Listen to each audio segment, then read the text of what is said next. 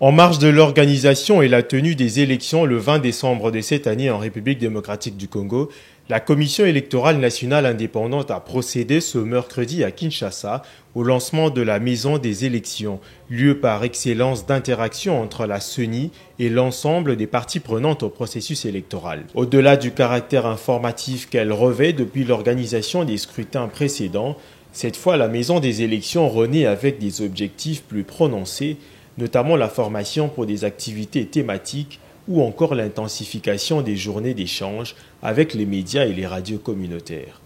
Je tiens à remercier tout particulièrement le Programme des Nations Unies pour le développement qui a porté ce projet avec l'appui financier d'un bon nombre de partenaires financiers ainsi que le soutien de IRI et d'ONU Femmes pour le lancement de ce jour. Ce projet nous tient à cœur.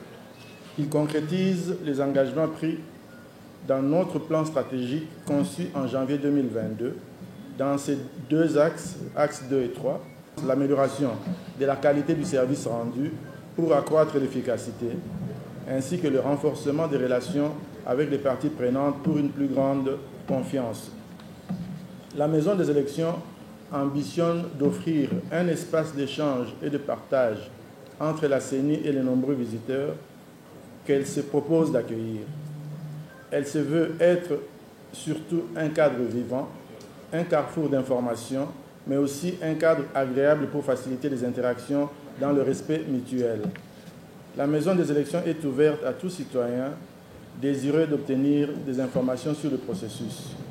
Elle pourra organiser aussi des formations pour les médias, les organisations de la société civile et les partis politiques. Elle est donc un outil de communication en mesure d'accompagner les efforts de la CENI dans l'inclusivité et la transparence. La Maison des élections est avant tout la maison des électeurs. Celui qui va frapper à sa porte sera accueilli dans un lieu chaleureux où il va s'y sentir comme chez lui, à l'aise, en toute liberté et sans protocole particulier. Pour la coordonnatrice de ce projet, la Maison des élections permettra une plus grande accessibilité du public à l'information électorale, mais aussi la mise en place d'une nouvelle image de l'institution CENI. La première Maison des élections consistait en un pool de production et de coordination des supports médiatiques sur les élections, baptisé Communication interactive. Les deux processus électoraux de 2011 et 2018 ont également eu chacun leur maison des élections. Pour le dernier processus de 2018, cette maison était officiellement devenue le Centre d'information électorale de la CENI, ciel en sigle. Ce centre abritait le site d'information à l'adresse www.ceni.cd ainsi que le studio de la radio de la CENI. L'actuel management de la CENI a opté pour le même concept en mettant en avant la sensibilisation des électeurs et des parties prenantes, qui est une priorité du nouveau management de la CENI, sous la supervision de son Excellence, Monsieur le Président de l'État du Makadaki. C'est dans ce cadre que la Maison des élections renaît avec pour objectif d'être un lieu par excellence d'interaction entre la centrale électorale et l'ensemble des parties prenantes au processus électoral. Ici, toutes les préoccupations trouveront des réponses idoines par les experts de la CENI commis à la tâche. Quelques partenaires financiers ont mis la main à la pâte aux côtés de la CENI pour que la Maison des élections voie le jour. Pour le PNUD, ce projet est d'une grande importance du fait qu'il met à la disposition du public au niveau national et provincial les éléments nécessaires pour une compréhension éclairée des enjeux électoraux. Notre association à cet événement s'inscrit dans le projet d'appui au cycle électoral, qui est un cas de partenariat entre la CENI et les organisations du système des Nations Unies, notamment ONU Femmes qui est là, l'UNESCO et bien d'autres. Et nous travaillons aussi avec d'autres organisations partenaires. Vous avez vu les logos de l'USAID là, il y a IFES, NDI et les autres.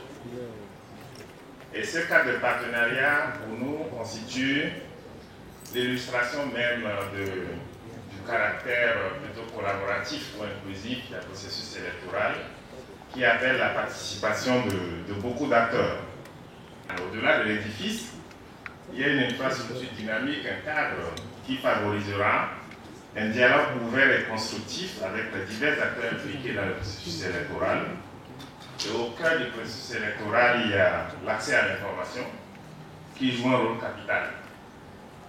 La maison des élections servira comme plaque tournante de la communication, mettant à la disposition des électeurs et des parties prenantes les éléments nécessaires pour une compréhension éclairée des enjeux électoraux. La question d'éclairage est importante parce que lorsqu'il y a des malcompréhensions au cours d'un processus ou lorsqu'on comprend mal quelque chose, ça peut dérailler l'ensemble du processus. Et c'est pour ça que je voudrais profiter de cette tribune pour féliciter la CENI d'avoir vraiment pris au sérieux cette interface, ce cadre que constitue la maison des élections, afin de maintenir le pont avec les acteurs, surtout les électeurs.